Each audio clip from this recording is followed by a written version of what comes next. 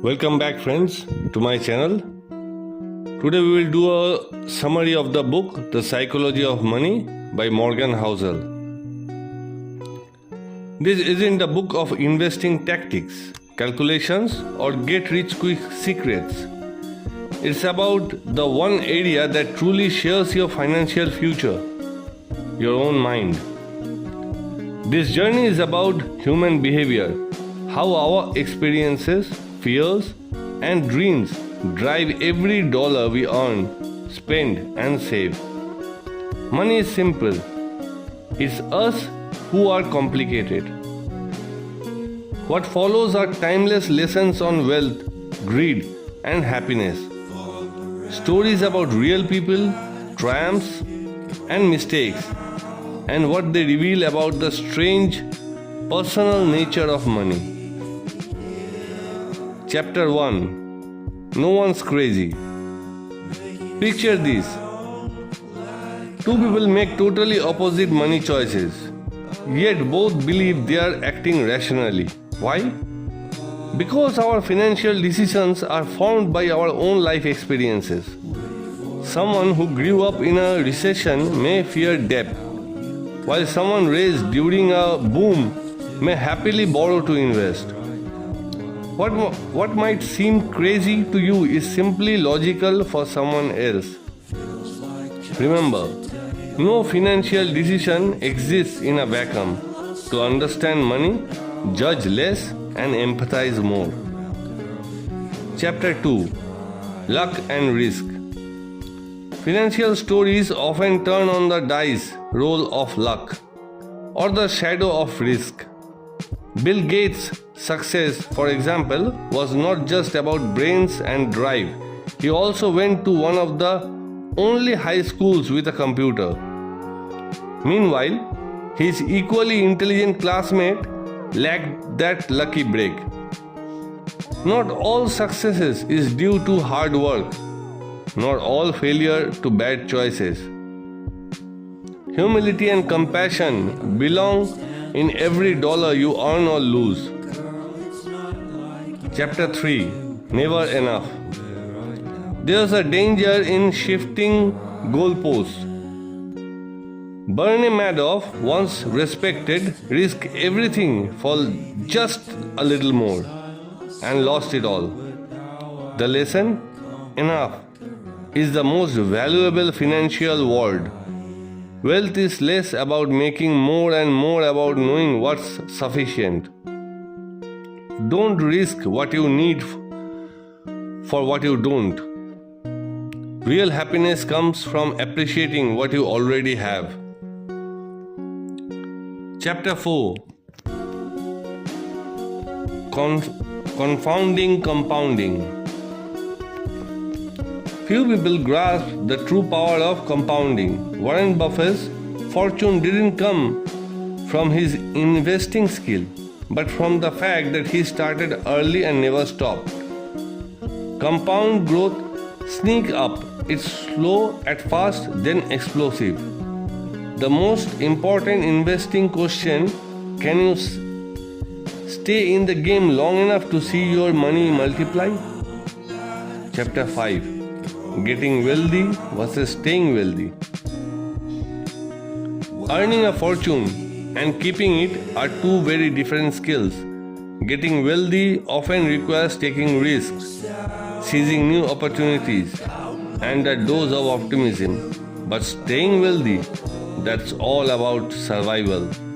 Being careful, preparing for the unexpected, and sometimes refusing to chase the next big win. Humility, frugality, and a little paranoia are your best allies for long-term wealth. Chapter 6. Tails you win. Major financial outcomes are often shaped by rare, unpredictable events. Those long tails, one hit investment, one right decision, might outweigh a dozen bad. The lesson: don't expect every action to pay off equally. Plan your future and let your successes carry you. You don't need to be right all the time, just right enough. Chapter 7. Freedom. The true benefit of money isn't flashy cars or giant homes.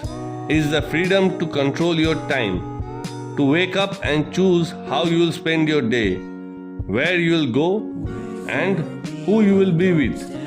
This autonomy, more than status or possessions, delivers happiness. Remember, real wealth is the ability to say no. Chapter 8. Man in the Car Paradox. Why do people buy expensive things? To impress others? But there's the paradox. We notice the car but forget the driver. People admire the possessions, not the possessor. The status we seek is elusive. Aim for respect, not envy. Chapter 9. Wealth is what you don't see. We often mistake displays of wealth for actual wealth. True wealth is invisible. It is the money saved and the investments made, not the luxury goods shown off. The next time you see someone spend big, remember, what you really crave is what can't be seen. Chapter 10. Save money. More important than income or investing, smarts is how much you save. It's not just about saving for a new car or a future retirement. Saving lets you breathe easy, take risks, and adapt to life's surprises. The ultimate aim: build a safety net for freedom and peace of mind. Chapter 11. Reasonable is greater than rational. Financial decisions don't have to be mathematically perfect, just reasonable for you. It's more important to stick with a consistent, good enough plan than to chase theoretical perfection. Our goal should be strategies when we actually live with through both ups and downs. Chapter 12. Surprise. The world is always changing, and so are financial rules. The most important event will be those we did not and could not foresee. Expect change. Build resilience.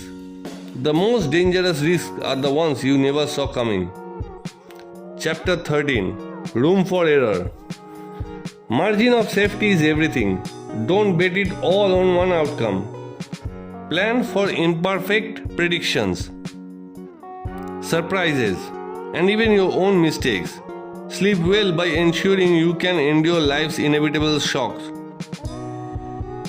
Chapter 14. You'll change. Your goals, values, and dreams will evolve.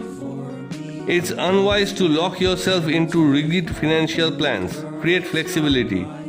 Welcome the fact that you will want different things in 10 years than you do today. Chapter 15. Nothing's free. Everything in life, especially financial gain, has a price. It might be volatility, stress, or uncertainty. Instead of treating these as penalties, consider them the price of admission to your world of investing and wealth. If you are not willing to pay, you don't get access to the rewards. Chapter 16. You and me. Don't take financial advice from someone playing a different game.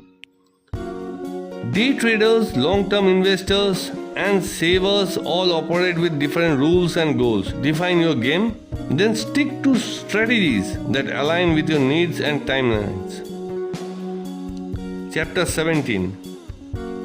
The seduction of pessimism.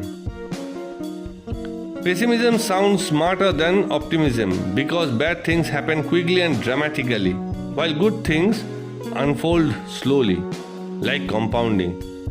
But progress dominates in the long run. Caution, optimism, not constant fear, builds wealth. Chapter 18. When you will believe anything. Stories are powerful. We believe narratives over statistics, especially if they fit what we want to be true. Humans are weird for stories, not data. Be aware that compiling tales more than facts often drive financial decisions. Chapter 19. All together now. Money decisions are rarely just about spreadsheet. They're about feelings. Lasting success is about finding what's worked for you. Habits you will stick with, goals that motivates you, especially in tough times. There's no one right answer.